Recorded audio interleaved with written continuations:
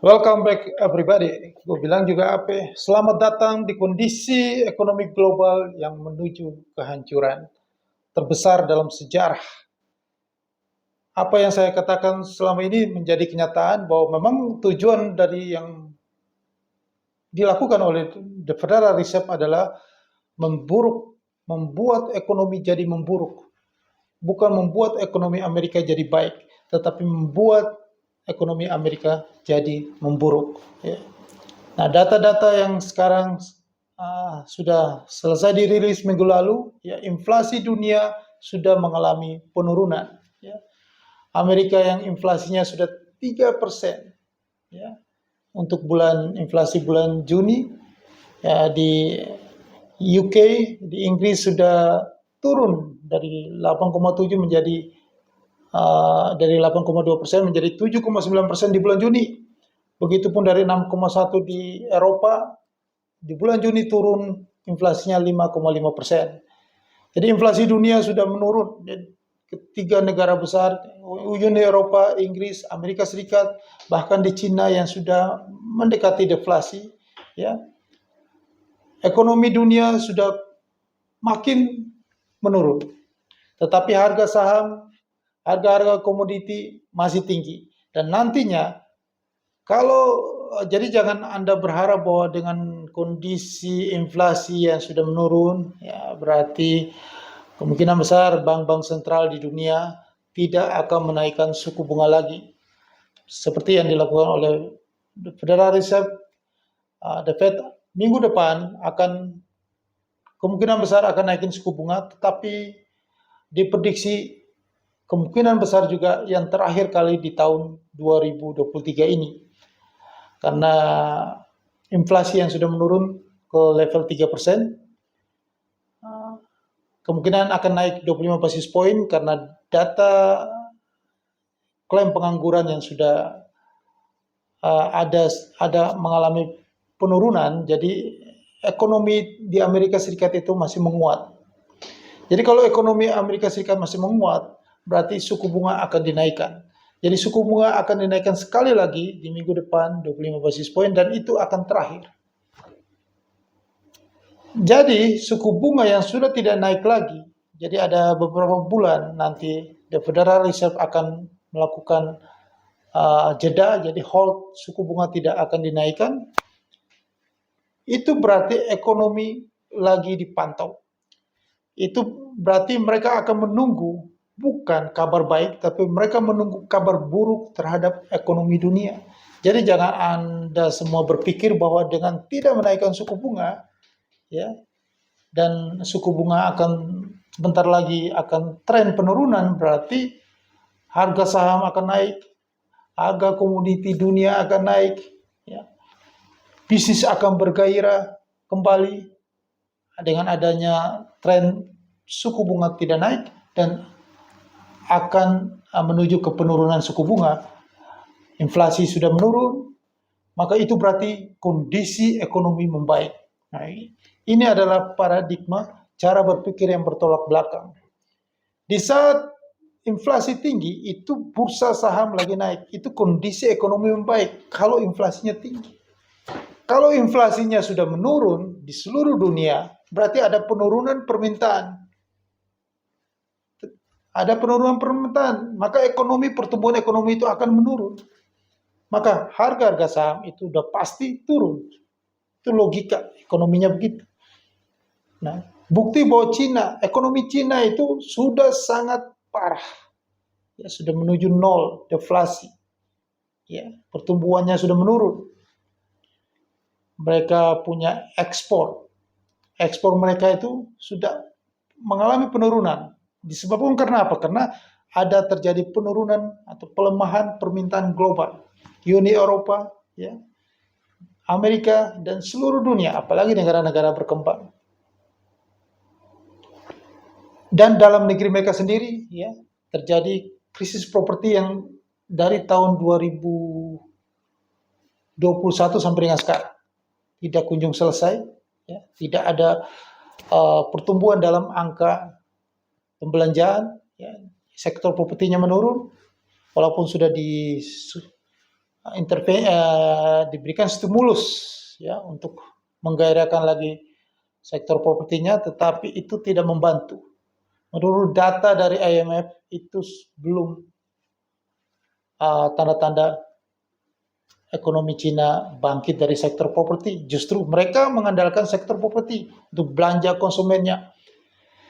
Nah, dari situ sudah pertanda bahwa Cina akan mengalami yang seperti di video saya sebelumnya saya sudah mengatakan tentang akan mengalami krisis ya, neraca ya, balance sheet ya, karena banyak sekali mereka tidak masyarakat Cina itu lebih cenderung untuk menabung uangnya untuk membayar hutang-hutang mereka yang membengkak di era suku bunga yang tinggi dan di saat kondisi-kondisi ekonomi belakangan ini, di saat itu, jadi mereka lebih condong ke sana menabung dan membayar hutang daripada meminjam untuk melakukan investasi atau belanja. Nah, ini kecenderungan ini berlaku di seluruh dunia. Di Uni Eropa pun begitu juga, menabung untuk membayar hutang, dan di Amerika pun begitu, dan bahkan akan terjadi di Indonesia seperti itu. Ini kondisi yang nanti akan digiring, ya. Semua dunia akan mengalami hal yang sama.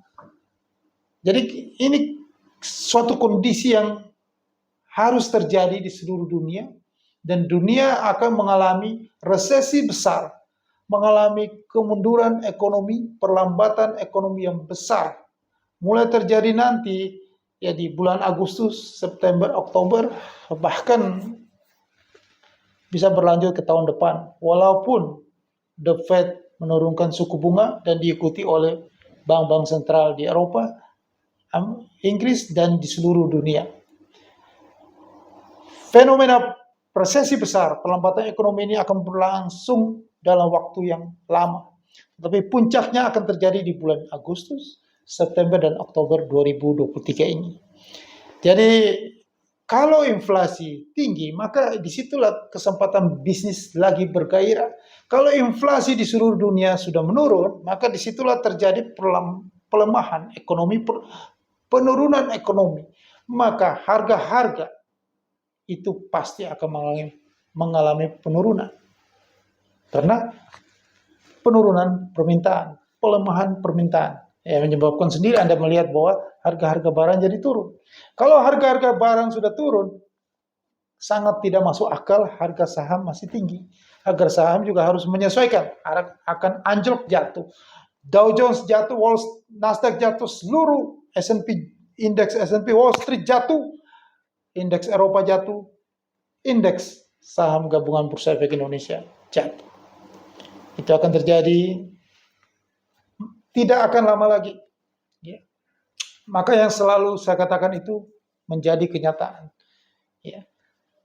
Karena jadi ekonomi itu, ya, inflasi, jadi logika aja, inflasi sudah turun, ya, berarti semua akan mengikuti, harga-harga itu akan terjadi penurunan. Inflasi naik, berarti harga-harga naik, inflasi turun, harga-harga turun. Jadi logikanya harga saham juga harus turun. Semuanya juga harus mengikuti inflasi yang turun itu. Dan terjadilah kehancuran ekonomi. The Fed pun menaikkan suku bunga. Tujuannya adalah menghancurkan ekonomi. Kalau ekonomi Amerika masih kuat, suku bunga dinaikin lagi. Jobless claim kemarin, klaim penganggurannya mengalami penurunan, berarti ekonomi membaik. Suku bunga harus dinaikkan supaya ekonomi memburuk. Jadi kan kontradiksi, lucu kan? Jadi mereka berharap ekonomi Amerika harus memburuk supaya ya, ekonomi Amerika memburuk, semua kembali kepada safe haven US dollar. Ekonomi Amerika memburuk, maka dampaknya akan ke seluruh dunia akan mengalami hal yang sama. Karena Amerika adalah barometer. China yang sekarang nomor 2 terkaya sudah mengalami penurunan.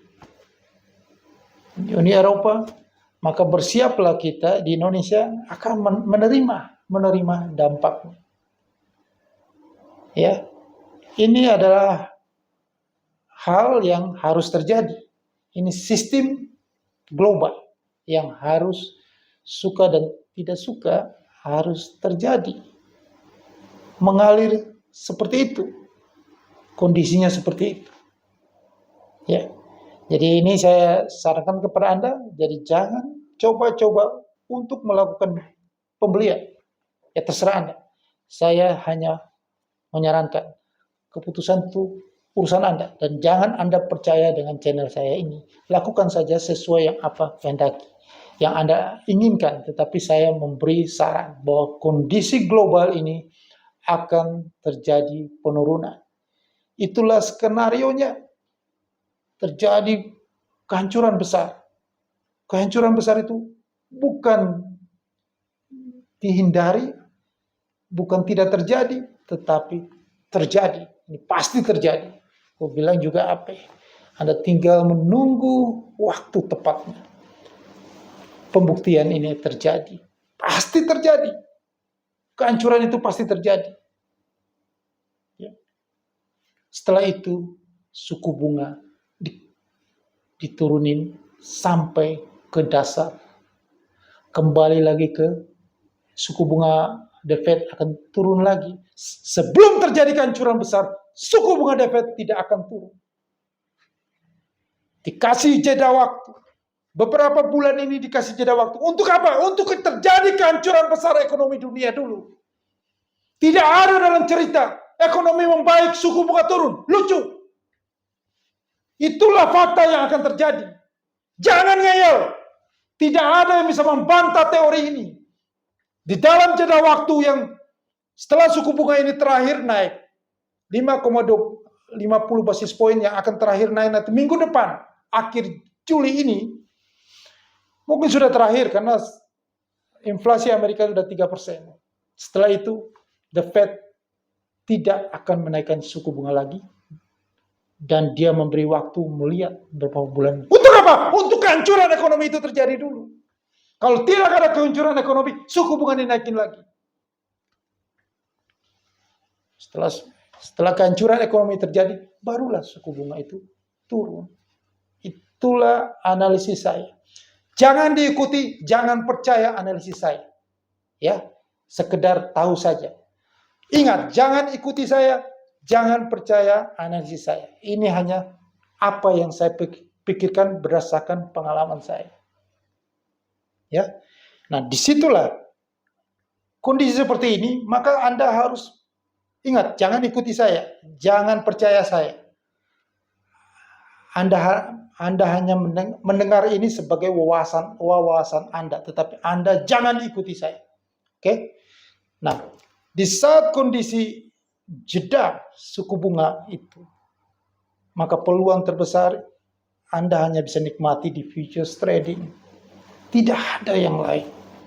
Ya, kalau Anda ingin mendapatkan peluang besar, ya, mendapatkan cuan besar, profit yang besar, hanya ada di futures trading.